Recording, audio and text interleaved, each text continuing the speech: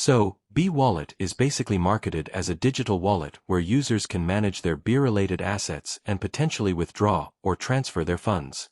But before you start using it, there are a few things I'd want to understand. The biggest question is whether withdrawals are actually available, how they work, and what conditions you need to meet. A wallet showing a balance doesn't necessarily mean that balance can immediately be converted into cash or transferred to a normal bank account. I'd also look closely at verification requirements, transaction fees, supported networks, and withdrawal limits. If you're dealing with cryptocurrency or digital assets, there can also be significant price and liquidity risks. So, should you use Bee Wallet? I'd be cautious until you've verified exactly what your balance represents and whether withdrawals are currently supported in your country.